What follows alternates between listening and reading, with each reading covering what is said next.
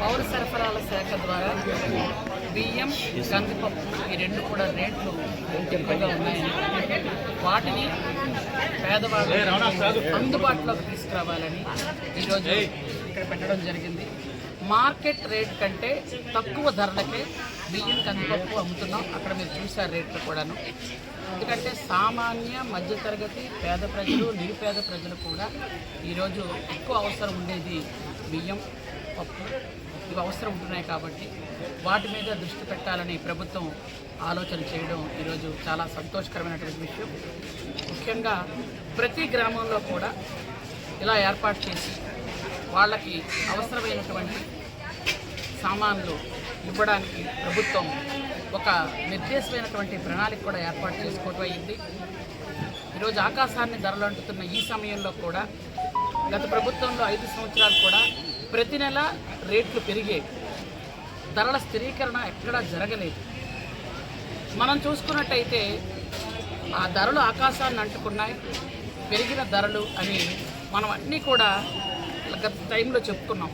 ఈసారి పేద మధ్యతరగతి ప్రజలందరూ కూడా అన్ని సామాన్లు అందుబాటులో ఉండాలని, అలాగే ఇంతకు పూర్వం రేషన్ అంటే ఓన్లీ బియ్యమే వచ్చేవి, మీ అందరికీ తెలుసు.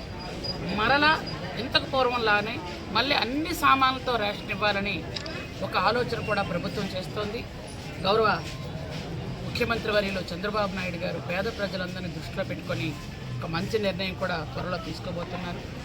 ఎందుకంటే ఇంత పూర్వం ప్రభుత్వం ఇచ్చినటువంటి బియ్యం కేవలం అది రాష్ట్ర ప్రభుత్వం ఇచ్చిన బియ్యం కాదు, కేంద్ర ప్రభుత్వం ఇచ్చిన బియ్యాన్ని ఇక్కడ అమ్ముకుండేవాళ్ళు. అలాంటి పరిస్థితి అప్పుడు ఉండేది. అది కూడా బళ్ళుతో తీసుకెళ్ళి ఏ రోజు తెస్తున్నారో ఏ రోజు తేవట్లేదో తెలియకుండా అలా ఇచ్చే పరిస్థితి ఉండి మరలా అన్ని సామాన్లు ఇచ్చే పరిస్థితికి ఈరోజు తెలుగుదేశం ప్రభుత్వం గౌరవ ముఖ్యమంత్రి చంద్రబాబు నాయుడు గారు తీసుకొస్తున్నారు. ఈరోజు పేద ప్రజలందరికీ కూడా ఎప్పుడెప్పుడు రేట్లు పెంచుదామా అనే ఆ ప్రభుత్వం నుంచి పేదవాళ్ళకి ఏ విధంగా ఆదుకుందామా అనే ఈ ప్రభుత్వం తేడా ప్రజలు తెలుసుకొనే 164 సీట్లు ఇప్పించారు. కాబట్టి వాళ్ళు మా మీద పెట్టుకున్న నమ్మకానికి మేమందరం కూడా పనిచేస్తూ పేదలకి సేవ చేయాలనే ఉద్దేశంతో ఈరోజు అందరం కూడా పనిచేయాలని అనుకున్నాం. కాబట్టి మనం అందరం కూడా పారిశుద్ధ్య వారోత్సవాలు అని మనం మొదలు పెడుతున్నాం.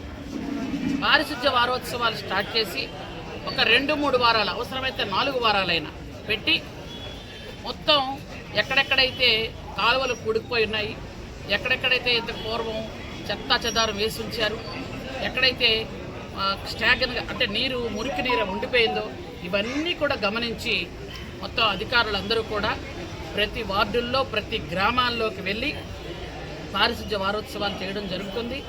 ఎవరికైనా ఎక్కడైనా అసౌకర్యం కలిగినా ఇబ్బందులున్నా దయచేసి చెప్పండి. అవన్నీ వీధులు కూడా అన్ని సందులు కూడా మొత్తం క్లీన్ చేసే పరిస్థితి మనం పెట్టుకున్నాం. ప్రజలందరూ కూడా దీంట్లో భాగస్వామ్యం కండి. ఎందుకనంటే ఒక్క అధికారి వచ్చి ఏమీ చేయలేరు. ప్రజలందరూ భాగస్వామ్యం అయితేనే, మీరు తీసుకొచ్చిన చెత్త రోడ్డు మీద పడేసి మళ్ళీ సాయంత్రం క్లీన్ చేయాలంటే ఎవరు చేయలేరు.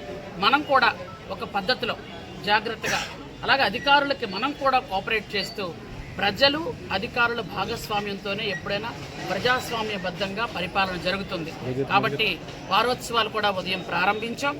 అలాగే ఈరోజు ప్రపంచ జనాభా దినోత్సవం. మనందరి జనాభా సంగతి మనకు తెలిసిన విషయమే. అంటే ఇప్పటికి కూడా మనం కుటుంబ నియంత్రణ ఆపరేషన్స్ కానీ ఇవన్నీ కూడా మనం ఎంకరేజ్ చేస్తున్నాం. ఇప్పుడు ప్రభుత్వం కూడా 2 పిల్లలతోని మనకి ఈ మధ్యకాలంలో మనకి ఎలక్షన్స్ కూడా, లోకల్ బాడీ ఎలక్షన్స్ కూడా పెట్టడం కూడా జరిగింది.